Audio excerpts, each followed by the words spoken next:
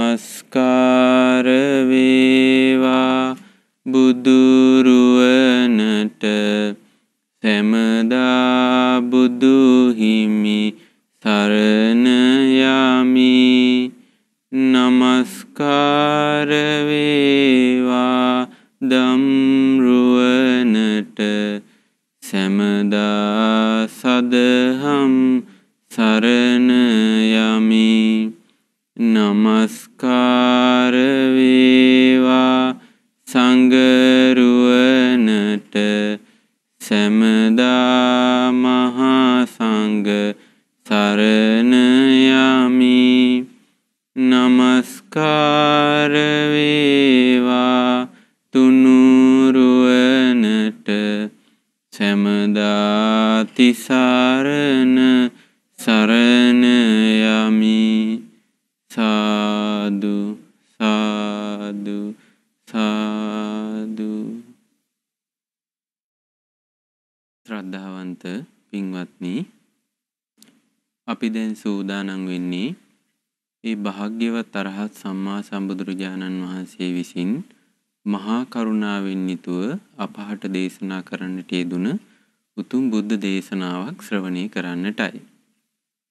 බුදුරජාණන් වහන්සේගේ බුද්ධ දේශනා සියල්ලක්ම ඉලක්ක වෙලා තියෙන්නේ ලෝක සත්වයාගේ යහපත පිණිස. ලෝක සත්වයාට දුකින් නිදහස් වීම පිණිස. ලෝක සත්වයන්ගේ ජීවිත යහපත් වීම පිණිස, සැපවත් වීම පිණිසයි. බුදුරජාණන් වහන්සේගේ බුද්ධ දේශනා සූත්‍ර පිටකයේ විතරක් අපි දන්න 18000ක් විතර තියෙනවා. එතකොට මේ බුද්ධ දේශනා 18000ෙම ලෝක සත්වයාගේ සසර දුක් නිවාලන්නට උපකාර වෙන ඊටාම වටිනා දහම් කාරණා ඇතුළත් වෙනවා. එතකොට අපි ගොඩාක් වාසනාවන්තයි මේ බුදුරජාණන් වහන්සේගේ මේ සදහම් නිදානේ. මේක හරියට නිදානයක් වගේ. මුතුමැණික් පිරිච්ච මැණික් ආකාරයක් වගේ බුදුරජාණන්සේගේ බුද්ධ වචනේ කියන්නේ. එතකොට මේ බුද්ධ වචනේ අපිට හමු වෙලා තියෙනවා. මේ බුද්ධ වචනේ ඉගෙන ගන්න පුළුවන්කම ලැබිලා තියෙනවා. මේ බුද්ධ වචනේ කෙරෙහි සිත පහදවා ගන්න අපට වාසනාව ලැබිලා තියෙනවා. එතකොට මේ ලෝකේ බොහෝ අයට මේ වාසනාව උදා වෙලා නැහැ. මේ ලෝකේ බොහෝමයක් ඉන්නේ මේ වාසනාව අහිමි වෙච්ච අය. නේද? අපි ගත්තොත් මේ ලෝකේ කෝටි ගාණක් මිනිස්සු ඉන්නෝනේ. සමහර අය බුද්ධ කියන වචනේවත් අහලා නැහැ. ඒ ධර්මයේ හිම ගැන කවර කතාවද? ලෝකේ බොහෝ දෙනෙක් බුදුරජාණන්සේගේ ශ්‍රාවක සංඝරත්නය හැට දැකලවත් නැහැ. බුදුරජාණන්සේගේ බුදු ගුණ අහලා නැහැ. රහතුන්ගේ ගුණ අහලා නැහැ. එහෙම නැති මිනිස්සු තමයි මේ ලෝකේ බොහෝමයක් ඉන්නේ නේ. කෝටි ගාණක් ඉන්නවා. ඒ අතර ඊටාම අතලොස්සකට ඊටාම සුළු පිරිසකට තමයි බුදුරජාණන් වහන්සේ නමකගේ ධර්මයේ ශ්‍රවණය කරන්න ලැබෙන්නේ. එතකොට ඒක ජීවිතේ ලැබිච්ච සුවිශේෂී වටිනාම දෙයක්. අපෙන් කවුරු හරි අහුවොත් එහෙම මේ ජීවිතේ ලැබිච්ච වටිනාම දේ මොකද්ද කියලා. මොකද අපි කියන්න ඕන? බුදුරජාණන් වහන්සේගේ ධර්මයේ තමයි අපිට මේ ජීවිතේ ලැබිච්ච වටිනාම දේ. නේ? අපි දැන් ලෝකේ ගත්තොත් එහෙම බුදුරජාණන් වහන්සේගේ ධර්මයේ නොඅසපු නිසා, බුදුරජාණන් වහන්සේගේ ධර්මය ගැන නොදන්න නිසා ලෝකේ කී දෙනෙක් දුකටපත් වෙලා ඉන්නවද? ලෝකේ කී දෙනෙක් විපත් කරදර වලට මුහුණ දීලා තියෙනවද නේ? ඒ අය නොයෙක් දුක් කරදර වලටපත් වෙලා සමහරලාට සීදි විනසාගෙන සමහරලාට හිරේ ගිහිලා දිවි ඇති තාක්කල්නේ නොයෙක් කරදර විපත් වලටපත් වෙලා. ඒකට හේතුව බුදුරජාණන් වහන්සේගේ ධර්මයේ ශ්‍රවණය නොකිරීම, කලන මිතුරන් ඇසුරු නොකිරීම. ඉතින් ඒක ඒ අයගේ ජීවිතේට සාපයක් වෙලා මුළු ජීවිතේම පසුතැවෙනවා. අන්තිමේට මරණයටපත් වෙලා ගිහිල්ලා බොහෝ දුක් ඇති නිරේ උපදිනවා. මොකද මේ හිත කියන්නේ ස්වභාවයෙන්ම අවිද්‍යාව සහගතයි. මේ හිත නිරන්තරයෙන්ම රාග දේශ මොහ නිසා කිලිටි වෙලා තියෙන්නේ. නේ? සසරේ බොහෝ කාලයක් අපි සසරේ ගෙවාගෙන ඉද්දී රාග දේශ මොහ වලින් කිලිටි වෙවි ආපු ජීවිතයක් තියෙනවා. ඒ නිසා රාග දේශ මොහ වලට කිලිටි රාග දෝෂ මොහ වලින් කිලිටි වෙලා නොඑක් විදිහට කායිකව, වාචසිකව, මානසිකව වරදේ බැඳිලා ඒ වැරදි නිසා අපි නොයෙක් දුක්ඛම් කරදර වලට මුහුණ දීලා තියෙනවා. අප සියලු දෙනා මේ ලෝකයේ අවශේෂ සත්ත්වයන්ෝ. එතකොට බුදුරජාණන් වහන්සේගේ ධර්මයේ තුලින් තමයි ඒ සියලු දුකින් නිදහස් වෙන්න වාසනාව ලැබෙන්නේ. එතකොට මේ බුදුරජාණන්සේගේ ධර්මයේ ඇහෙන කාලේ ඊටාම ආසාවෙන්, ඊටාම උනන්දුවෙන් ඒ ධර්මය අහන්න ඕන. අර සුක්කා කියන රහත් තෙරණිය කියනවා බුදුරජාණන් වහන්සේගේ ධර්මයේ හරියට අහන්න ඕන මෙන්න මේ වගේ කියනවා.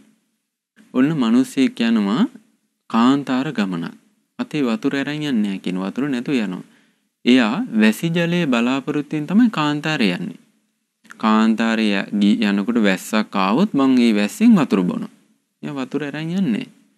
එතකොට ඔබ හිතන්නේ කාන්තාරයට නිතර වහිනවද කලාතුරකින්ද වහින්නේ? තාම කලාතුරකින් තමයි කාන්තාරයකට වහින්නේ නේ. ඉතින් මේ කාන්තාරේ යනකොට මේ කෙනා ගොඩාක් පිපාසෙන් ඉන්නවා. කයේ දැවිලි තියෙනවා. රස්නි නිසා පිපාසයේ තියෙනවා. ඔන්න වැස්සක් වහිනවා. මෙයා මොකද කරන්නේ? ඔන්න ඔය පස්සේ වතුර බොනවා. පස්සේ ඇඟ සෝදාගෙන ගියා කියලා පස්සට දානවද? නෑනේ. මොකද කරන්නේ? දැන් එයා ළඟ වෙන වාජනිකුත් නෑ. එයා ඉක්මනට තමන්ගේ දෝතට වතුර වැටෙන හැම වතුර බින්දුවක්ම එකතු කරගන්න. ඒකල ඉක්මනට ඒ වතුර බීලා තමන්ගේ පිපාසය සංසිඳව ගන්නවා කියනවා. ආන් ඒ වගේ තමයි සසර සැරිසරන සත්වයාට බුදුරජාණන් වහන්සේගේ ධර්මයේ නැමැති වැසි ජලය ලැබීම. බුදුරජාණන් වහන්සේ මේ සසර නැමැති කතරේ යන කෙනාට හරියට අමා පැන් වගේ තමයි බුදුරජාණන් වහන්සේගේ ධර්මය. ඒ බුදුරජාණන් වහන්සේගේ ධර්මය ඇහෙනකොට වහාම තමන්ගේ අවශේෂ කටයුතු කරන ගමන් බුදුරජාණන් වහන්සේගේ ධර්මය අහනවා කියනවා. අර වැසි ජලයේ වැටිච්ච එක බින්දුවක්වත් වැටෙන්න දෙන්නේ නැහැ වගේ ඊටාම ආසාවෙන් මේ ධර්මයේ තමන්ගේ මතකේ දරා ගන්නවා කියනවා. මේ මතකේ පුරුදු කර ගන්නවා කියනවා. අර සියලු දුක්ගිනි සාපිපාසවන් දුරු කර ගන්නවා කියනවා. ඉතින් ඒ නිසා පින්වත්නි මේ කාන්තාරයේ වැසි ජලයෙන් යැපෙන මිනිසෙක් වගේ තමයි අපි ධර්මය අහන්න ඕනේ. නේද? ඒ ධර්මයේ තරම් අපේ ජීවිතයට යහපතක් ඇති කරලා දෙනවා.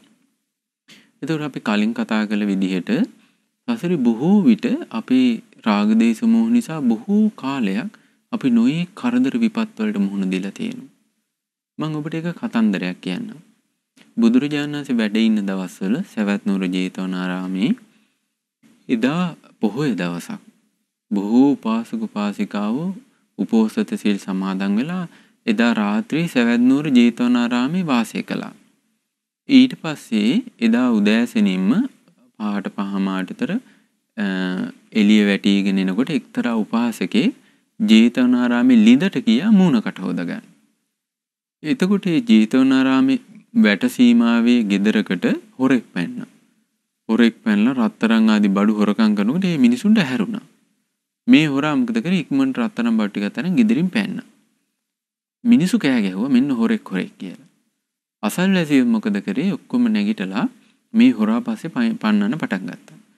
මේ හොරා දුවගෙන ඇවිල්ලා සවැත් නුවර ජේතවනාරාමේ පින්බිමට පැන්නා. වැටෙන් පැන්නා ඇතුළට. මිනිසුත් පස්සෙන් ආවා.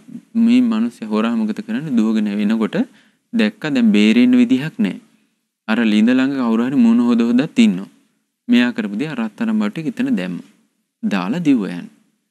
මිනිස්සු හොරා පස්සේ දුවගෙන එනකොට දැක්කා රත්තරන් බඩු ටික තිබ්බා. ළිඳ ළඟ මිනිස්සෙක් මුණ හොදනවා. මිනිස්සු දෙපාරක් හිතුවේ නෑ යඩ අඳුර තිබ්බේ. දෙපාරක් හිතුවේ නෑ එකත් එකට මේ තමයි අර හොරා කියලා තීරණය කළා. මොකද කරේ?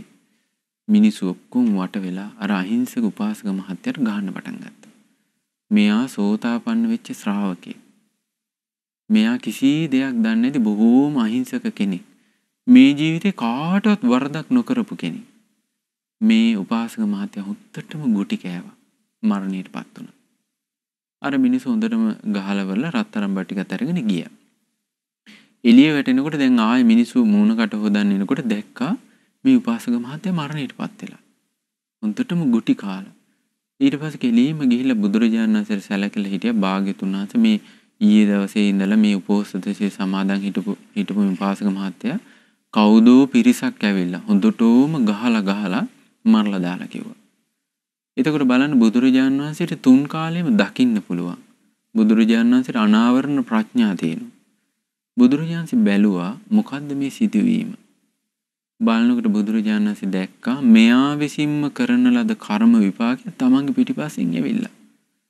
බුදුරජාණන් ඒ වෙලාවේ දේශනා කරනවා ඒක එයාගේම පරණ කර්මයක් කියනවා.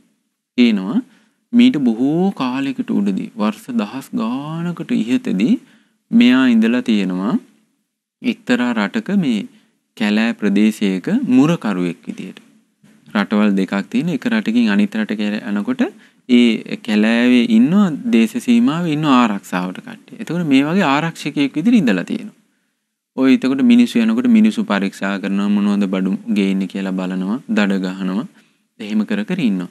එතකොට දැක්කා තරුණ යුවලක් මේ දේශ සීමා හරහා ගමන් කරමින් ආවා. එතකොට මේ දෙන්නත් එක මේ රාජපුරුෂයා කතා බහ කළා. එතකොට මේ රාජපුරුෂයාට මේ ඒ තරුණ මේ බිරිඳ කෙරෙහි හිත බැඳුණා. ආසාවක් ඇති වුණා. ඊට පස්සේ මෙයා කල්පනා කළා මං හොඳ වැඩක් කරන්නම් මේ කැලේ මැදින් යනකොට මේ මිනිහව මරන්න ඕන. මෙයා මොකද කරේ මේ දෙන්නව පිටත් කරලා කැලේ මැදදී අර මිනිහව මරලා දැම්මා. ඊට පස්සේ අර කාන්තාව Taman සතු කරගත්තා. කාන්තාව හා වරඳේ බැඳුණා. ඔන්න ඒ ජීවිතෙන් ඒ සිද්ධිය ඉවරයි. සමහරවිට ඒක කවුරුත් දන්නෙත් නෑ. මෙයා බොහොම හොඳට ඉන්නේ නැති. කවුරුත් දැක්කෙත් නෑ. ඊට පස්සේ කාලයාගේ ඇවෑමෙන් මෙයා මරණයටපත් වුණා. කෙලීම ගිහිලා නිරේ ඉපදුණා. නිරේ ගිනිජාලා මත ඉපදිලා බොහෝ කාලයක් වසර දහස් ගාණක් ලක්ෂ ගාණක් ගින්නේ පැහි පැහි ජීවත් වුණා. වේදනාවෙන් කෑ ගගහ ජීවත් වුණා. කාත් කවුරුත් නැහැ ඊට පස්සේ. එයාත් එක්ක ඉන්නේ එයා විසින්ම කරගෙන ලද පවිතු කර්මය. ඊට පස්සේ එයා මරණයටපත් වෙලා කාලයක් ගිහිල්ලා ඔන්න තිරිසන් ලෝකෙ ඉපදුණා. ආය පෙරේත ලෝකෙ ඉපදුණා. එහෙම ඉපදෙලා ඔන්න මනුස්ස ලෝකෙට ආවා. මනුස්ස ලෝකෙට ඇවිල්ලා 14 වතාවක් මේ විදිහටම ගුටි කාලා මැරලා තියෙනවා. ඇයි අර අහිංසක තරුණයෙක්ව ගහලා මරලා දැම්මා. ඒ කර්මයේ තමන්ගේ පිටිපස්සෙන් භාග්‍යතුන් වහන්සේ දේශනා කරන මේ 14 වෙනි වතාව කියන මේ ජීවිතේ තමයි එයාගේ කර්මය ගෙවුනේ කියන. එතකොට බලන්න අපි කර්මය කරන්නේ එක මොහොතයි සමානට එක අවස්ථාවයි. ඉතින් එක ජීවිතයයි. හැබැයි විපාකයේ එක ජීවිතකින් අවසන් වෙන්නේ. ඒකයි මේ කර්මයේ තියෙන භයානකකම. ආයෙම දුක් විපාක ලබා දෙමින් සසරිනවා. සැප විපාකත් ඒ වගේ තමයි. අපි මේ ජීවිතේ යහපත් දේවල් පුරුදු කරනකොට ඒක සසරේ බොහෝ කාලයක් ඒ යහපත අපේ පිටිපස්සෙන් එනවා. දුක විතරක්ම නෙවෙයි. එතකොට බලන්න මේ රාගයෙන් සිත යට වුණාට පස්සේ සිතින් කයින් වචනින් වරදේ බැඳුනට පස්සේ මොනතරම් දුකක් විඳිනවද නේ? බුදුරජාණන් වදාන පින්නත් මහන්නේ මේ සසරේදී පර අඹුවන් කරා යදී වෙනත් පුරුෂයන්ගේ බිරිඳන් කරා යද්දී රාජවරුන්ට හවු වෙලා මිනිසුන්ට හවු වෙලා මේ රාජ උදහසට ලක් වෙලා බෙල්ල කපද්දි ගලාන ගියපු රුධිරය සතර මහා සාගරයේ ජලයට වඩා වැඩි කියලා. දැන් අපි ගත්ත වැවක වතුර කියන කොච්චර ප්‍රමාණයක් තියෙනවද? සතර මහා සාගරයේ ජලය කියන්නේ පරතරක් පේන්නේ නැති මහා ජල කඳක් නේ. එතකොට අපි මේ රාගයෙන් යට වෙලා තමන්ගේ බිරිඳකින් සතුට වෙනවට අමතරව වෙනත් බිරිඳක් කරා යද්දී අනිත් අයට හවු වෙලා බෙල්ල කපද්දි ගලාන ගියපු රුධිරය ගුටි කාලා ගලාන ගියපු රුධිරය සතර මහා සාගරයේ ජලයට වඩා වැඩි කියන්නේ. එතකොට එහෙනම් මේ සසරේ මොනතරම් කාලයක් අපි රාගය නිසා දුක් විඳලා තියෙනවා. නේද? අපිට ඒක හරි ප්‍රියමනාපයි, හරි ප්‍රසන්නයි, හරිම සැපවත් දෙයක්. අපිව සතුටටපත් කරන දෙයක් කියලා අපි ආසාවෙන් වළඳ ගත්තට මේක වැරදි විදිහට පිළිපන්නොත් ජීවිතේට මොනතරම් අයහපතක් ඇති වෙනවද? දවසක් මුගලන් මහරහතන් වහන්සේ ගිජ්ජකූට පර්වතයෙන් පහළට බහිනකොට දකිනවා මේ එක්තරා යක්ෂ ජීවිතයක්. රජගහ නුවරදී අසූචි විශාල අසූචි ගොඩක සම්පූර්ණ ඔළුවත් එක්කම ගිලා බහැපු මිනිසෙක් ඉන්නවා. ඒ මිනිසයා වේදනාවෙන් කෑ ගහනවා. කෑ ගහනකොට මුගලන් මහරහතන් වහන්සේ මේ සිද්ධිය දැකලා මුකුත් නොකිය බුදුරජාණන් වහන්සේ ළඟට ගිහින් කිව්වා භාග්‍යතුන් වහන්සේ හරි වැඩි අද මං ගිජ්ජකූටෙන් පහළට එනකොට මං දැක්කා සම්පූර්ණ පුරුෂයෙක් අසූචි ගොඩක ගිලිලා ඉන්නවා යක්ෂ ජීවිතයක් වේදනාවෙන් කෑ ගහනවා කියනවා. බුදුරජාණන් වහන්සේ දේශනා කරනවා මොග්ගල්ලාන ඕක මමත් දැක්ක ඔය සිද්ධිය. මමත් ඔය සිදුවීම දැක්කා. ඔය පුරුෂයා මේ රජගහ නුවරම මීට බොහෝ කාලයකට උඩදී හිටපු කෙනෙක් කියනවා. ඔය පුරුෂයා වෙනත් ස්ත්‍රීන් තමන්ගේ බිරිඳින්දි වෙනත් ස්ත්‍රීන් කරා ගිහිල්ලා වරදේ බැඳිලා වැරදි කාමසේවණේ යෙදිලා ඒ කර්මය නිසා නිරේ ඉපදුනා කියනවා. වසර 100 ගණන්, දහස් ගණන්, දසදහස් ගණන්, ලක්ෂ ගණක් නිරේ බොහෝ දුක් විඳා කියනවා. ඒ විඳලා ඒ කර්මයේ අවශේෂ විපාකෙ විඳින්න මේ ඇවිල්ලා ඉන්නේ කියනවා ඔය යක්ෂ ජීවිතේ. එතකොට මෙයා නිරේදි කොච්චර දුක් විඳින්නේ නැද්ද? නේ? මේ ඉතුරු විපාක ටික විඳින්න මේ ඇවිල්ලා ඉන්නේ කියනවා. ආය දවසක් මේ මුගලන් මහරහතන් වහන්සේ ගෙජ්ජකෝටෙන් පල්ලෙහාට එනකොට දකිනවා එක්තරා යක්ෂ ජීවිතයක් මේ ස්ත්‍රියක් ඉන්නවා අහසේ ඉන්නවා හැම නැහැ. සම්පූර්ණ මස් වැදලි ටික එල්ලෙනවා. හිතන්න මේ හැම නැතුණාන් පස්සේ නිකන් මස් ලොඳ ටිකක් විතරයි තියෙන්නේ. එතකොට කාක්කෝ ගිජුලුහිණිය උකුස්සු ඇවිල්ලා භූත කාක්කෝ උකුස්සු ගිජුලුහිණිය ඇවිල්ලා පිටිපස්සෙන් පන්න කෑලි කඩ කඩ කනවා කියනවා. එතකොට මේ ස්ත්‍රිය වේදනාවෙන් විලාප දිදී ආකාශي දුවනවා කියනවා. එතකොට මේ මුගලන් මහරහතන් වහන්සේ මේක දැකලා නිහඬව ඇවිල්ලා වේළුවනාරාමයට ඇවිල්ලා භාග්‍යතුන් වහන්සේට කියන භාග්‍යතුන් වහන්සේ මම අදත් දැක්ක පුදුම සිද්ධියක්. ඒ තමයි ආසේ මේ හමක් නැති ස්ත්‍රියක් විලාප දිදී කෑ ගහ යනවා දැක්කා කියනවා. එතකොට කියන මොග්ගල්ලාන මම ඕක දැක්කා. මං කිව්වේ නෑ ඕක කාටවත් විශ්වාස කරන්න නැති වෙයි කියලා. එහෙනම් මං හේතුව කියන්නම් කියනවා. ඔය ස්ත්‍රිය මේ රජගහ නුවරම හිටපු වෙසගණක් කියනවා. නොයේක් විදිහට වැරදි කාමසේවණේ යෙදිච්ච පාපී ස්ත්‍රියක් කියනවා. ඒ ස්ත්‍රිය ඒ වැරදි කාමසේවණේ කළ නිසාම නිරේ දුක් විඳලා අවුරුදු දහස් ගණන් ලක්ෂ ගණන් දුක් විඳලා නිරේ පැහිලා ඊට පස්සේ ඒ කර්මයේ අවශේෂ විපාක ටික විඳින්න ඔය ඇවිල්ලා ඉන්නේ කියන මේ ජීවිතේ. එතකොට බලන්න මේ කර්මය කියන්නේ සුළුපටු දෙයක් නෙවෙයි. බුදුරජාණන් වදාරනෝනි චත්තාරි ඨානානි නරෝපමත්තෝ ආපජ්ජති පරදාරූපසේවේ. මෙන්න මේ ව්‍යසන හතරට කරදර හතරට පත් වෙනවා කියන වැරදි කාමසේවණේ යෙදෙන කෙනා. මොනවද? අපුඤ්ඤ ලාභන්න නිකාමසෙයං තතියන් නින්දන් චතුත්තන් නිරයන් කියනවා. මේ වැරදි කාමසේවණේ යෙදෙන කෙනාට බොහෝ පව් රැස් වෙනවා කියනවා. අපුඤ්ඤ ලාභං බොහෝ පව් රැස් වෙනවා කියන එයාගේ ජීවිතේට. ඊට පස්සේ එයා මේ නිකාමසෙයන් එයාගේ හිතේ තියෙන චකිතේ සහ බය නිසා එයාට හිතේ කිසිම සතුටක් නැහැ කියනවා. ඒ ආසාදයට යට වෙලා ඒව කරාට එයාගේ හිතේ සතුටක් නැහැ. හැම වෙලාවම තියෙන පසුතැවීමක්, විපිලිසර බව, දුකක් තියෙනවා. ඒ වගේම තමයි හරියට නිന്ദා අපහාස තියෙනවා කියන්නේ. මොකද ඔයා හොර රහසේ කරන්න බැටික කාලයක් යනකොට අනිත් අය දැනගන්නවා. ඊට පස්සේ නොයේක ආකාරයෙන් නිന്ദා අපහාස කරනවා. ඊට පස්සේ කියනවා නිරේ උපදිනවා කියන මරණින් මත්තේ. එතකොට බලන්න මේ දහම් පදේ නොඇසුණු ලෝක සත්වයා මොනතරම්නම් අද කාලේ මේ වැරදි වැඩවලට යොමු වෙනවද? සමහර අය ඒක වරදක් කියලාවත් දන්නේ නැහැ. ඊට පස්සේ මොකද කරන්නේ? ජීවිත කාලෙම වරදේ බැඳිලා වයසට යන්න ඔන්න සිහි විකල් වෙනවා.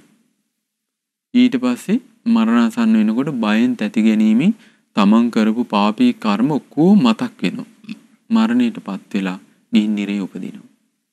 එතකොට බුදුරජාණන් වදාළු නිරේ බොහෝ කාලයක් ඉපදිලා ඔන්න මනුස්ස ලෝකෙට එනවා කියනවා. මනුස්ස ලෝකෙට ආපුවන් පස්සේ එයාට හතුරු වැඩි කියනවා. අර කර්ම විපාකෙ විඳවලා අවශේෂ ඉතිරි පොඩි කර්ම විඳවන මනුස්ස ලෝකෙට එනකොට හරියට හතුරු කියනවා. අමනාපය වැඩි කියනවා. ඒ වගේම තමයි පෞල් ජීවිත අසාර්ථක වෙනවා කියනවා. විවාහයක් සාර්ථක වෙන්නේ නැහැ කියනවා. හොඳ බිරිඳක් හොඳ ස්වාමියෙක් ලැබෙන්නේ නැහැ කියනවා. ඒ අර වැරදි කාමසේවණේ කරපු මේ කර්මය නිසා. එතකොට බලන්න බුදුරජාණන් වහන්සේගේ ධර්මයේ තුලින් අපි මේව නොදැනගත්තොත් එහෙම මේ ජීවත් වෙලා ඉන බොහෝම පුංචි කාලයක් නේ. ඊටාම ටික කාලයක් වැරදි විදිහට මේවා කරන්නට පෙළඹිලා අපේ සසර ගමනම අඳුර වෙනවා. ආයේ අපිට කල්යාණ මිත්‍ර ඇසුර නොලැබිලා යාවි. බුදුරජාණන්සේගේ ශ්‍රී සද්ධර්මයේ නොලැබිලා යාවි. බොහෝ දුක්ඛං කඩළු මැද්දේ හඬ ජීවත් වෙන්න වෙයි. සමහරවිට ඒ ජීවිතේ අපි අහිංසකයි. අපි කාටවත් වරදක් කරලා නැහැ. දැන් අර ඉසිදාසි රහත් තෙරණියගේ කිහි ජීවිතේ කතාව තියෙනනේ. එයා විවාහ වෙනවා විවාහ ජීවිතය අසාර්ථකයි. අරහත්ත්වයටපත් වෙලා බලනකොට තමයි තේරුම් ගත්තේ මීට බොහෝ කාලයකට උඩදී වැරදි කාමසේවණේ යෙදිච්ච විපාක නිසා තමයි ඒ කර්මය නිසා තමයි මේ බොහෝ දුක් විඳලා තියෙන්නේ කියලා. ඉතින් ඒ නිසා අපි බුදුරජාණන් වහන්සේගේ ධර්මයේ ඉගෙනගෙන කොහොමද අපි මේ අපේ හිත නොමගට යන්නේ නැතුව හිත ආරක්ෂා කරන්න කියලා ඉගෙන ගන්න ඕන. එතකොට මොකද මේ රාගය කියන්නේ කාමය කියන්නේ හිතේ ඇතින සංකල්පයක්. ඒක හේතුන් නිසා හටගන්න දෙයක්. නේද? අපි මේ ධර්මතාවය හොඳට ඉගෙන ගත්තොත් එහෙම අපේ හිත නොමගට යන්නේ නැතුව හිත ආරක්ෂා කරගන්න පුළුවන්. ඒකට උපකාර වන වටිනා දේශනාවක් අද මේ පිංගුතුන්ට ඉගෙන ගන්න ලැබෙනවා. මේ දේශනාව තියෙන්නේ සලායතන සංයුත්තේ. සංයුත්ත නිකායේ සලායතන සංයුත්තේ භාරද්වාජ කියන සූත්‍රය.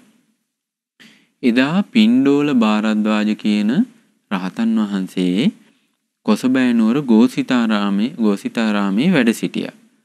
එදා උදේනි කියන රජතුමා ඒ පිණ්ඩෝල භාරද්වාජ ස්වාමීන් වහන්සේ බැහැ දැකීමට පැමිණියා. පැමිණිලා බොහොම සතුටින් කතා බහේ යෙදිලා මේ පිණ්ඩෝල භාරද්වාජ ස්වාමීන් වහන්සේගෙන් උදේනි කියන රජතුමා ප්‍රශ්නයක් අහනවා. ඒ තමයි භාරද්වාජයනි යම් මේ තරුණ භික්ෂූන් ඉන්නවා. කළු කෙස් තියෙන්නේ, භද්‍ර යෝන් වී ඉන්නේ, ජීවිතේ පළමු වයසේ ඉන්නේ, පස්කම් සැප අනුභව කරලා නැහැ. ඉතින් මේ තරුණ භික්ෂූන් ජීවිතාන්තයේතෙක් පිරිපුන් පිරිසුදු බඹසර දිගු කලක් නොසිඳ පවත්වනවා නම් ඒකට හේතුව මොකද්ද? ප්‍රත්‍ය මොකද්ද? නේ? දැන් බලන්න ගිහි කෙනෙකුට තියෙන පංචශීලෙනේ සිල්පද 5යි තියෙන්නේ. එතකොට වැරදි කාම සේවනයෙන් තමයි වැළකීලා ඉන්න උන ගිහි ශ්‍රාවකයෝනේ. නමුත් භික්ෂුන් වහන්සේලා දිවි ඇතිතක්කාල් බ්‍රහ්මචාරී ජීවිතයක් ගත කරන්නේ. නේ? එතකොට ඒක ගොඩාක් අසීරු දෙයක් නේ. සම්පූර්ණ ජීවිතේ බ්‍රහ්මචාරී ජීවිතයක් ගත කරනවා කියන ගොඩාක් අසීරු දෙයක්. හැබැයි බුද්ධ කාලේ අපිට පේන බුද්ධ දේශනාවල තියෙන සමහර ගිහි ශ්‍රාවකයෝ පවා මේ බ්‍රහ්මචාරී ජීවිත ගත කරලා තියෙනවා. පංචශීලයේ සහිත බ්‍රහ්මචාරී සීලයේ සහිත පංචශීලයේ ආරක්ෂා කරලා තියෙනවා. එතකොට ඕනෑම කෙනෙකුට බ්‍රහ්මචාරී සීලය කියන්නේ මේ දෙවිවරු පවා වන්දනා කරන සිල්පදයක්. දවසක් මේ සක්‍ර දේවේන්ද්‍රයා තමන්ගේ මේ රතෙන් බැහැලා පෘථුවිය දිහා බලලා වන්දනා කරනවා. එතකොට මාතලිය කියන රතාචාර්ය අහනවා ස්වාමීනි මේ සතරවරන් දෙවිවරුත් මේ තවතිසා දෙවිවරුත් ඒ වගේම පෘථුවියේ ඉන්න නොයේක් වේද හදාරන නොයේක් බ්‍රාහ්මණ පඬිතුයෝ ඔබ වහන්සේට ඇවිල්ලා ඔබ වහන්සේට වන්දනා කරනවා කියනවා. එහෙව් ඔබ වහන්සේ ඔය කාටද වන්දනා කරන්නේ පෘථිවිය දිහා බලලා කියනවා. එතකොට කියනවා මම වන්දනා කරන්නේ දීර්ඝ කාලයක් තිස්සේ සිල් සමාදන් වෙලා ඉන්න ඉන්ද්‍රිය දමනය කරපු හිත සමාහිත කරපු බ්‍රහ්මචාරී ජීවිත ගත කරන භික්ෂුන් වහන්සේලා ඉන්නවා. මම ඒ භික්ෂුන් වහන්සේලාට වන්දනා කරන්න කියලා. ඒ වගේම තමයි ගිහි ගෙදර ඉන්නවා කියනවා තෙරුවන් සරණ ගියපු දෙමව්පියන් ආරක්ෂා කරන බ්‍රහ්මචාරී ජීවිත ගත කරන මේ උපාසක උපාසිකාව. ඒ උපාසකයන් මම වන්දනා කරන්න කියලා. එතකොට එහෙනම් පැහැදිලි මේ තෙරුවන් සරණ ගියපු සිල්වත් ශ්‍රාවකයාට දෙවිවරුත් වන්දනා කරනවා. ඒ නිසා ගිහි ශ්‍රාවකයෙක් වුණත් මේ හතර පොයට විශේෂයෙන් හතර පොයට හෝ ඒ බ්‍රහ්මචාරී ජීවිතයක් ගත කරනවා නම් ඒක බොහෝ උපකාර සහිතයි. බ්‍රහ්මචාරී ජීවිතයක් ගත කරන කෙනා දෙවියන් අතරට ගියත් එයා මහා ආනුභාව සම්පන්නයි. එයාගේ ජීවිතයට අනුතරක් කරන්න බෑ. ඒක සසරි පුරුද්දක් වෙනවා එතකොට මේ උදේනි රජතුමා අහනවා මේ දිවි ඇති තාක්කල් මේ ස්වාමීන් වහන්සේලා භික්ෂුන් වහන්සේලා බ්‍රහ්මචාරීව කොහොමද ඉන්නේ? මොකද මේ බොහොම තරුණ වයසේ ඉන්න අය, කළු කෙස් තියෙන අය, කාම සම්පත් අනුභව කරලා නැති අය කොහොමද මේ බඹසර ජීවිතය දිවි ඇති තාක්කල් ගත කරන්නේ කියන. එතකොට බලන්න මේ පිණ්ඩෝල භාරද්වාජ ස්වාමීන් වහන්සේ කෙලින්ම උන්වහන්සේ හිතලා කියන්නේ. උන්වහන්සේ මෙහෙම කියනවා. දත යුතු සියල්ල දන්නා දක්නා ඒ භාග්‍යවත් අරහත් සම්මා සම්බුදුරජාණන් වහන්සේ විසින් මේ විදිහට තමයි වදාරලා තියෙන්නේ. භික්ෂූන්ට මෙන්න මේ විදිහට වදාරලා තියෙනවා. එන්න පින්වත් මහණෙනි ඔබ මව් සමාන කාන්තාවන් ගැන මාතෘ චිත්තේ පිහිටවා ගන්න. කොහොමද ඒක තියෙන්නේ? ඒත තුම්මේ භික්කවේ මාතු මත්තේසු මාතු චිත්තං උපට්ඨපේත. ඒ කියන්නේ වැඩිහිටි වයසක කෙනෙක් කෙරෙහි හිතන්න කියලා මේ මගේ අම්මා වගේ කියලා සිතක් ඇති කරගන්න කියනවා. බාගිනි මත්තේසු බගිනි චිත්තං උපට්ඨපේත. තමන් මේ මැදි වයසේ ඉන්න තමන්ගේ සොහොයුරියක් වගේ වයසේ ඉන්න කෙනෙක් කෙරෙහි මේ මගේ සොහොයුරිය කියන සිත පිහිටුවා ගන්න කියනවා. ඊට පස්සේ කියනවා දීතු මත්තේසු දීතු චිත්තං උපට්ඨපේතාති. මේ තමන්ගේ දියණියගේ වයසේ ඉන්න දැරියක් කෙරෙහි මේ මගේ දියණියක් වගේ කියලා සිත පිහිටුවා ගන්න කියනවා. දැන් උන අපි හිතමු අපේ අම්මා ඉන්නවා නැත්නම් සහෝදරයෙක් ඉන්නවා නැත්නම් අපේ දුවක් ඉන්නෝනේ. අපි අපේ අම්මා කෙරෙහි සහෝදරයා කෙරෙහි සහෝදරිය කෙරෙහි අපේ දුවක් කෙරෙහි අපිට තියෙන ලොකු ගෞරවයක් නේ. ලොකු ආදරයක් ලොකු භක්තියක් තියෙනවා. එතකොට අපි බුදුරජාණන් වදාරලා තියෙන භික්ෂුන් වහන්සේලාට ඒ විදිහට ලෝකේ හැම දිනම කෙරෙහි බලන්න කියනවා. එතකොට එයාට නරක සිතුවිල්ලක් එන්නේ නැහැ. දැන් ওই බොහෝ දෙනා මේ නරක සිතුවිලි පහළ වෙන්නේ මොකක් නිසාද? ඒ ගෞරවයේ අහිමි වීම නිසා. රාගය විතරක් නෙවෙයි.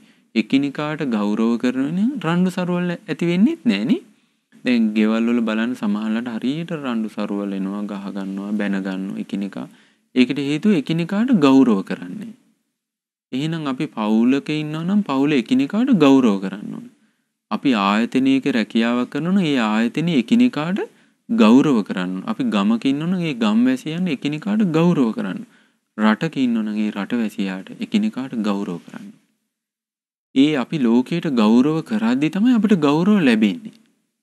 ඒ නිසා අපි තුල සියලුම දෙනා කෙරෙහි ගෞරවයක් ඇති කරගන්නවා.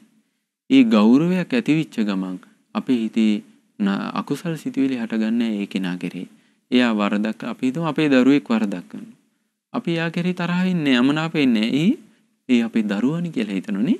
හැබැයි වෙන කෙනෙක් කරා නම් අපි ඒකට තරහ ගන්නෝනේ. අන්න ඒ වගේ බුදුරජාණන් දේශනා කරන ස්වාමීන් වහන්සේලාට වයසක කෙනෙක් කෙරෙහි මාතෘ චිත්තේ තියාගන්න මේ මගේ අම්මා වගේ කෙනෙක් කියලා හිතන්න කියනවා. ඒ වගේම මැදි වයසේ කෙනෙක් නම් මේ මගේ සහෝදරිය වගේ කියලා හිතන්න කියනවා. ඒ වගේම ලාබාල වයසේ කෙනෙක් නම් මේ මගේ දියණියක් වගේ කියලා හිතන්න කියනවා. එතකොට මේ පින්වතුන්ට ඒ විදිහට අනිත් අය දිහා බලන්න පුළුවන්. එතකොට ඒ කෙනා කෙරෙහි යම් අකුසල සිතුවිල්ලක් තියෙනොත් ඒක බැහැර වෙලා යනවා කියනවා. එතකොට මේක කිව්වට පස්සේ මේ උදේනි රජතුමා මෙහෙම කියනවා. බවත් භාරද්වාජේනි මේ සිත කියන්නේ ලෝලි දෙයක්. ඇතැම් අවස්ථාවලදී මව් සමාන ස්ත්‍රීන් කෙරෙහි පවා ලෝභසිත උපදිනවා. සොහොයුරිය සමාන ස්ත්‍රීන් කෙරෙහි පවා ලෝභසිත උපදිනවා. දියණිය සමාන ස්ත්‍රීන් කෙරෙහි පවා ලෝභසිත උපදිනවා. බවත් භාරද්වාජනි මේ කළු කෙස් තියෙන තරුණ භික්ෂුන් වහන්සේලා පස්කම් සැප අනුභව කරලා නැති මේ භික්ෂුන් වහන්සේලා කොහොමද මේ දිගු කලක් බඹසර ජීවිතේ නොසිඳ පවත්වා ගන්න වෙනත් හේතුවක් තියෙනවද කියලා. එතකොට එහෙනම් මේ උදේන රජතුමා හරි ඍජු කෙනෙක්. ඒ වගේම අවංක කෙනෙක්නේ. එතකොට බලන්න ඒ කාලේ රජවරු පවා භික්ෂුන් වහන්සේලා ළඟට පැමිණිලා දහම් කතාව කරලා තියෙනවා. නේද? දැන් මේ උදේනි රජතුමාට තියෙන ප්‍රශ්නේ තමයි මේකට විසඳුම මම අහන්නේ නේ. අද කාලේ වගේ නෙවෙයි. අද කාලේ දහම් කතාවක් කරන්න ගියපම ගොඩාක් අනවශ්‍ය ප්‍රශ්න තමයි අහන්නේ. තමන්ගේ ප්‍රශ්නයක් නෙවෙයි අහන්නේ. එක්කෝ ලෝකේ වෙන ප්‍රශ්නයක් නේද? නමුත් මේ බලන්න ඒ කාලේ මේ රජවරු පවා භික්ෂුන් වහන්සේලා මුණ ගැහිලා දහම් කතාව කරලා කියන. ඒක මංගල කාරණයක්. නේ? සම්මා දිට්ඨියට අනුග්‍රහ ලැබෙන කාරණයක් තමයි දහම් කතාව කරන්නේ. කාලෙන් කාලෙට අපි හිතමු අපිට තේරෙනවා අපේ හිත නොමගට යනවා. රාගය ඇති වෙනවා, ද්වේෂය ඇති වෙනවා, ඉරිසියාව ඇති වෙනවා. අපිට මේක හදාගන්න බෑ. අපිට ඒ අකුසලෙ ඉක්මවා යන්න බෑ. එතකොට මොකද කරන්නේ? අපි සුදුසු කල්යාණ මිත්‍රයන් වහන්සේ නමකට ගිහිල්ලා අවවාද අනුශාසනා ගන්න ඕන. අපි කොහොමද මේ අකුසලෙ ඉක්මවා ගන්නේ? අපි කොහොමද මේ අකුසලයේ මැඩගන්නේ? කොහොමද අකුසලයේ දුරු කරන්නේ කියලා කල්යාණ මිත්‍රයන්ගෙන් මේ ගැන අහලා දැනගන්න ඕනේ. එතකොට මේ රජ කෙනෙක් කියන බොහෝ කටයුතු තියෙන කෙනෙන්නේ රටක් පාලනය කරන කෙනෙක්. එහෙව් කෙනා පවා භික්ෂුන් වහන්සේලා මුණ ගැහිලා දහම් කතා කරලා තියෙනවා. ඊට පස්සේ අහනවා දැන් ඒ ක්‍රමේ රජතුමාට එච්චර සැටිස්ුනේ නෑනේ. රජතුමාන වෙන ක්‍රමයක් නැද්ද කියලා අහනවා. ඔන්න දෙවෙනියට කියනවා පින්වත් මහරජා දතයුතු සියල්ල දන්නා දක්නා ඒ භාග්‍යවත් අරහත් සම්මා සම්බුදුරජාණන් වහන්සේ විසින් මේ විදිහටයි වදාරලා තියෙන්නේ. කොහොමද? ඔන්න දෙවෙනි ක්‍රමයේ කියලා දෙනවා. එන්න පින්වත් මහණෙනි පාතලයෙන් උඩ සිට කෙස් මතුවෙන් පහළට සම සීමා කොට ඇති নানা ප්‍රකාර වූ අසූචි වලින් යුතු මේ කය ගැනමයි නුවණින් විමසන්න ඕන. මේ කයේ තියෙනවා කෙස්, ලොම්, නිය, දත්, සම්, මස්, නහර, ඇට මිදුළු, වකුගඩු, හදවත, අක්මාව, දලඹුව, බඩදිව, පෙනහැල්ල, අතුණු බහන්, නොපැසුණු ආහාර, අසූචි, පිත්ත, සෙම, සැරව, ලේ, දහඩිය, කඳුළු, උරුණු තෙල්, කෙල, සොටු, සඳ මිදුළු, මූත්‍ර. මේ වගේ මේ ශරීරයේ සකස් වෙලා තියෙන්නේ මොන වගේද? දෙතිස් කුණුපයකින්. හිස කෙස් වලින් පහළට, දෙපතුලෙන් ඉහළට සමකින් වැහිලා තියෙන මේ ශරීරයේ තියෙන කොටස් 32ක්. අපිට මේ කොටස් 32 එකින් එක අයින් කරලා බලන්න පුළුවන්. දැන් සතිපට්ඨාන සූත්‍රයේ බුදුරජාණන් දේශනා කරලා තියෙන්නේ නේද? දෙපැත්ත කට තියෙන මල්ලක් තියෙනවා කියන. ඔය මල්ලේ තියෙන කියන නොයෙක් දහන්නේ. ආල්, මුං, මේ, කවුපි, කඩල මේ වගේ නොයෙක් දහන්නේ තියෙනවා කියන. එතකොට නුවණැති පුරුෂයෙක් මොකද කරන්නේ? මේකේ මේ කට ලිහලවරලා ඒව වෙන් කරන දෙන මේ හාල්, මේ මුං ඇට, මේ කඩල, මේ කවුපි ඇට කියලා එකිනෙක වෙන් කරනවා. එතකොට මොනවද පේන්නේ? කවුපි ගොඩක් පේනවා, මුං ගොඩක් පේනවා, හාල් ගොඩක් පේනවා. එහෙම ගොඩවල් ටිකක් පේනවා කියනවා. ඒ වගේ මේ ශරීරයේ තියෙන නොයේ කුණුප කොටස් වෙන් කර බලන්න කියන. මේ තියෙන්නේ කෙස්. ඔන්න කෙස් ටික පැත්තකින් තිබ්බා. මේ තියෙන්නේ ලොම්. ඔන්න ශරීරේ පුරා තියෙන ලොම් ටික පැත්තකින් තියෙනවා. නියපොතු. ඔන්න අතේ ඇඟිලි වල කකුලේ ඇඟිලි වල තියෙන නියපොතු 20 ඔන්න ගලවලා තියෙනවා. ඊට පස්සේ දත් ටික. ඔන්න දත්. ඊට පස්සේ මේ සම මේ පොඩි සිනිඳු සමක් පොත්තක් වගේ තියෙන්නේ නේ. මේක අයින් කරපුවම මේ තියෙන ලස්සන නෑ. නේද? ඊට පස්සේ මේ සම ගණන අයින් කරගෙන. ඊට පස්සේ මස් ටික මේ ඇට එත් එක බැඳිලා නහර වලින් මේ ඔතලා තියෙන්නේ මස් තියෙනවා. මස් ටික ගලවලා අයින් කරන්න කියලා. මේ විදිහට මේ ශරීරයේ තියෙන නොයේ කොටස් වෙන් කර බලන්න කියලා. එතකොට මේ වගේ තියෙන සටහන්, මේ වගේ තියෙන දුඟද, මේ වගේ තියෙන පිහිටි තැන්, මේ වගේ තියෙන වර්ණය, මේ වගේ ලකුණු හොඳට ගන්න කියනවා. තේරෙනවනේ? අපි හිතමු දැන් මේ දත් කියලානේ. දත්වල ඒ පිහිටපු තැන, ඊළඟට මේ දත්වල තියෙන හැඩය, සමහරට මැලියම් බැඳලා, සමහරට කළු වෙලා, කුණු වෙලා, දුගදහමන ස්වභාවයෙන් තයිනේ. ඒක දකින්න කියලා. එතකොට මොකද වෙන්නේ? හිතේ ලාමක ආසාවන් තියෙනවා නම්, කාමයේ කෙරේ හිතේ යෑමක් තියෙනවද? ඒක නැත්තරම නැති වෙලා යනවා කියන්නේ. එතකොට මේ කාමයේ කෙරේ හිත යැදෙනකොට ඒකට තියෙන හොඳම බෙහෙත තමයි අසුබය වඩන එක. අසුබ මනසිකාරය හොඳට හිතේ දිනනකොට බුදුරජාණන් වදාරනවා හරියට අර කුරුළු පියාට්ටක් ගින්දරට අහු වෙනකොට ඒක එහෙම පිච්චිලා යනවා වගේ මේ අසුබය වඩනකොට අසුබය වඩන කෙනාගේ හිතට රාග සහිත අරමුණක් එනකොට ඒක ෂණයෙන් නැති වෙලා යනවා කියන. එතකොට එහෙනම් හොඳට මේ දෙතිස් කුණුපයන් වෙන් කර බලන්න ඕන. ඒ වෙන් කර බලනකොට දැන් අපි මේ ඔක්කොම එකතු කරලා මේ අපි මේ ඉන්නේ බණ්ඩාර, මේ ඉන්නේ අසවලා කිය අපි බලනකොට තමයි අපේ හිත නොමගට යන්නේ, හිත අකුසල් වල යෙදෙන්නේ. හැබැයි අපි නිදහස් තැනක, විවේකී තැනක දිනපතාම පුංචි වෙලාවක් හරි අසුබය වඩනවා නම් හිත ආරක්ෂා කරගන්න පුළුවන්. නේද? මේ කාලේ අපිට පේනවා ගොඩාක් දුරට ඊටාම ලාබාල වයසේ දූ දරුවන් පවා නොමගට ගිහින් තියෙනවා. නේද? නොයෙක් විදිහට වැරදි වැඩවලට පෙළඹිලා තියෙනවා. ඉතින් ඒ දරුවෝ වැඩි වියටපත් වෙනකොට මොනතරම් මේ කොහොමද ඒ දරුවන්ගේ ජීවිතය යහපතට ගන්නෙ නේ?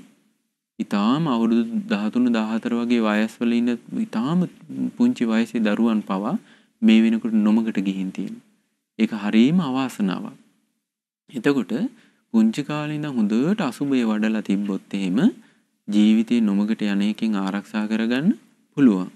එතකොට මේ පින්ඩෝල බාරද්දාජි ස්වාමීන් වහන්සේ කියනවා මේක කියන මේ තරුණ වයසේ ඉන්න භික්ෂූන් දිවි ඇති තාක්කල් බඹසර වාසය කිරීමේ රහස කියන. ඊට පස්සේ මේ උදේනි රජතුමා මේකට සතුටටපත් වෙන්නේ කියනවා ස්වාමීනි මේ වඩන ලද කාය භාවනා ඇති භික්ෂූන් ඉන්නවා. සිල් වඩලා තියෙනවා, සිත වඩලා තියෙනවා, ප්‍රඥාව වඩලා තියෙනවා. ඒ භික්ෂූන්ට නම් ඕක දුෂ්කර දෙයක් නෙවෙයි කියනවා. ඒ කිව්වේ හැම කෙනාටම ওই භාවනාව ওই විදිහට කරගන්න ලේසි වෙන්නේ නෑ. හැබැයි බාරාදයන් සමහර භික්ෂුන් වහන්සේලා ඉන්න කාය භාවනාව වඩලා නෑ, සිල් වඩලා නෑ, සිත වඩලා නෑ, ප්‍රඥාව වඩලා නෑ. ඔවුන්ට ඕක හරි දුෂ්කර වැඩක් කියනවා. බණ භාවනාව කියන එක හැමෝටම කරගන්න බෑ කියනවා. ඒ නිසා කියනවා ඇතැම් විට අසුබ වශයෙන් මෙනෙහි කරන්නේ මේ සුබ වශයෙන් මෙනෙහි කිරීමත් වැඩෙනවා කියනවා. බවත් බාරද්වාජනි වෙන මුකුත් ක්‍රමයක් බුදුරජාණන්සේ දේශනා කළා නැද්ද අහන. නේ දැන් අපි සමහර අය ඉන්නවා අසුබේ වඩන්න කියලා මහන්සි ගන්නවා. ඒ අසුබ නිමිති සිහි කරනකොට එයාට ආයෙ සුබ වශයෙන් වෙඩලා රාගයටම හිත යොමු වෙනවා. එච්චරකට මේ හිත කියන්නේ හරි චපලයි. හිත හරීම මායාකාරී. ආයෙම නොමගටම යනවා. එතකොට ඔන්න තුන්වෙනි විකල්පේ තුන්වෙනි විසඳුම පින්ඩෝල බාරද්වාජ මහරහතන් වහන්සේ උදේන් රජතුමාට කියලා දෙනවා. පින්වත් මහරජා දත යුතු සියල්ල දන්නා දක්නා ඒ භාග්‍යවත් තරහ සම්මා සම්බුදුරජාණන්සේ මේ විදිහටයි වදාළා තියෙන්නේ. එන්න පින්වත් මහණෙනි අකුසලයෙන් වැළකූ දොරටු ඇතිව ඉන්ද්‍රියන් තුල වසන්න. ඇසින් රූප දැකලා නිමිති ගන්න අය වෙන්න එපා. නිමිත්තක කොටසක්වත් ගන්න අය වෙන්න එපා. යම් හේකින් ඇස නැමැති ඉන්ද්‍රිය අසංවර වසන කෙනෙකුට දැඩි ලෝභයත් දොම්නසත් පාපී අකුසලයක් ඇති වී අරුබුදයක් හට ගන්නවා නම් එහි සංවරය පිණිස පිළිපදින්න. ඇස රැක ගන්න ඇස නැමැති ඉන්ද්‍රිය සංවරයට පැමිණෙන්න. මේ මොකද්ද කියන්නේ? ඒකට කියනවා ඉන්ද්‍රිය සංවරය කියලා. ඉන්ද්‍රිය සංවරය කියන්නේ අපිට ආයතන හයක් තියෙනවා ඇස, කන, නාසය, දිව, ශරීරය, මනස. අපි මේ ඇස, කන, නාසය, දිව, ශරීරය, මනසෙන් මොකද කරන්නේ? බාහිර තියෙන රූප, ශබ්ද, ගන්ධ, රස, පහස අරමුණුත් එක්ක ගනුදෙනු කරනවා. මේ ගනුදෙනු කරනකොට මොකද කරන්නේ? අපේ හිත බැඳිලා යන, අපි ආස කරන ප්‍රියමනාප දේවල් තියෙනවා නම් අපි ඕක මතක තියාගන්න. සටහන් වශයෙන් අපි හිතමු අපි කාන්තාවක් කෙරේ දකින්න මෙයාගේ කොණ්ඩෙ දිගයි, හරි ලස්සනයි, ඇස් දෙක ලොකුයි, හරිම සුදුයි, හරි කරුණාවන්තයි, ගමන බිමන සාන්තයි. මේ වගේ නිමිති අනුනිමිති ගන්නවා. ඊට පස්සේ අපි සමානට ආයෙ දකින්නේ. අපි ගෙදර යනවා. ওই නිමිත්ත තමයි ඊට පස්සේ අපි පෝෂණය කර කර ඉන්නේ. සිහි කර කර ඉන්නේ. ඒකට කියනවා ඉන්ද්‍රිය අසංවර. ඒ නිමිත්ත පෝෂණය කර කර ඉදි මොකද කරන්නේ? අභ්‍යන්තර අර්බුදයක් හදනවා. ඒක දකින්න ආස හිතනවා. ආසාව ඇති වෙනවා. අවිජ්ජාව ඇති වෙනවා. දකින්න නැති වෙනකොට දුම්නස රසාට ගන්න. නේද? ඒක අත් කරගත්තොත් එහෙම ඊළඟට බයයි ඒක නැති වෙයි කියලා බය තියෙනවා.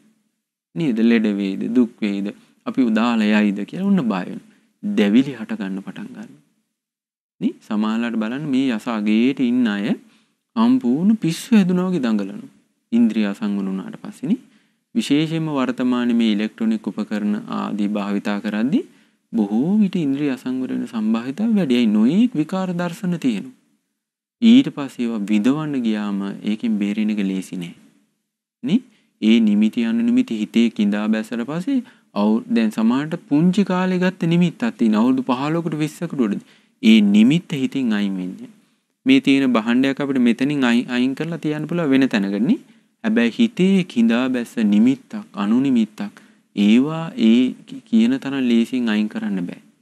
බොහෝ කාලයක් අපේ පිටිපස්සෙන් ඇවිත් දුක් විපාක ලබා දෙනවා. සිතින් කයින් වචනින් වරදේ බැඳෙනවා. නොයේ කරදර විපත් වලට මුහුණ දෙනවා.